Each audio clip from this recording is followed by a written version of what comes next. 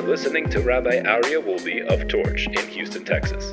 This is the Jewish Inspiration Podcast. Now, my dear friends, welcome back to day number 133 on the top of page 751 in the Gate of Flattery in the Treasure for Life edition of the Orchos, Tzaddikim, the Ways of the Righteous. Ma'aseh Adam Echad Kosher, there was a story about a certain very virtuous, special man, Shahaisalo Bas Lahasi, and he had a daughter to marry off. And he had two suitable prospects for his daughter. Each one of them wanted to marry his daughter.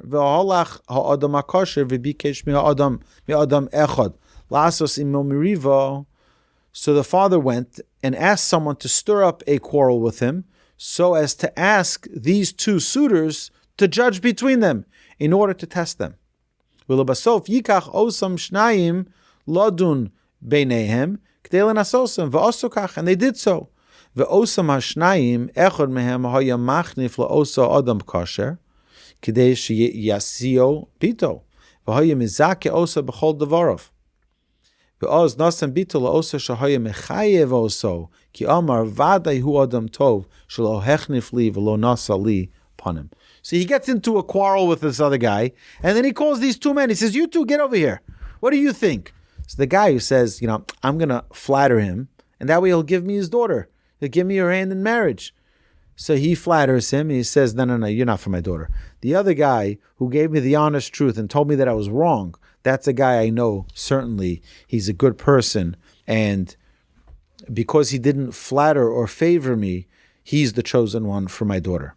This is an interesting, I don't know if is an actual story that happened, or it's just a story that an example that he's giving. But the idea here is that sometimes, the boss says something and everyone's like, everyone's laughing, and it was like, everyone is trying to flatter. He's the guy who signs my check. I better be nice to him. I better tell him how funny he is. But that's flattery, and a person needs to be very, very cautious of this. Therefore, Mi shuhu Parnas or Dayan or Gabbai Tzedakah, one who is a community leader or a judge or a disburser of charity, must not be a flatterer. Tzorach shelo yechanif, ki im yachnif haParnas l'shum adam v'lo yochicho lasos hatov v'losor min hara oz yeh kol hakol mikol kolim. Because then what happens is, the whole community, the whole congregation is going to go in an evil path. Look, the one who's the community leader, look who he's kissing up to. And they will not accept his reproof. Similarly, if a judge flatters one of the litigants, the other will feel himself muzzled. V'chein Dayan amachnif le'echad mibali adinin, oz yistatmu divrei hasheni v'lo yeda liton kasherolei. Now when he's coming to argue for himself, he's not going to be able to present himself clearly because he sees they're best friends. In most cases, the judge will need to recuse himself, saying, I can't with good conscience be the judge on such a case when I have a relationship with this litigant. And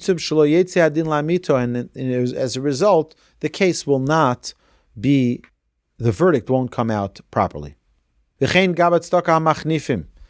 Additionally, the same holds true with someone who disperses the charity for the community, who flatter and give charity to one who flatters them, or who flatter him and give him charity even though he is not deserving of it.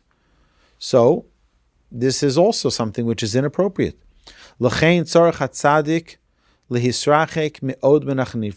a righteous man must keep himself very far away from flattery, neither to flatter others nor to accept flattery from them. Then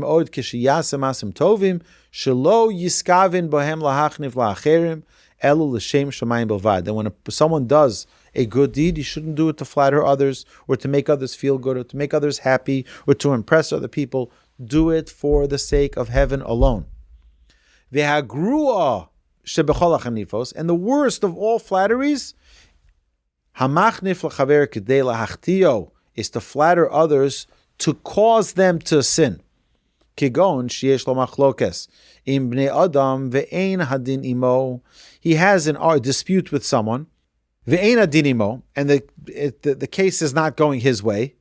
V'hu machnif livnei adam lisayea lo v'lechazek ta'uso. He flatters others to aid him and thus confirm him in his wrong, and to double down on his wrong, or as in one pursuing transgressions.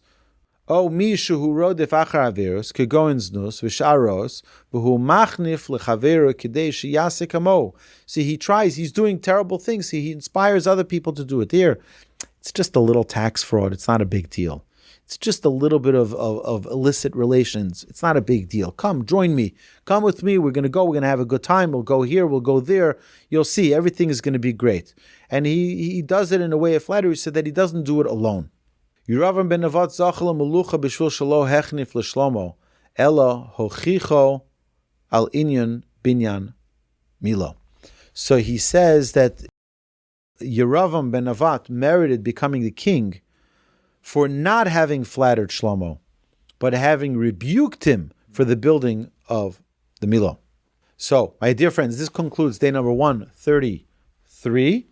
And now we are about to finish the chapter with day number 134. You've been listening to Rabbi Aryeh Wolbe on a podcast produced by Torch, the Torah Outreach Resource Center of Houston.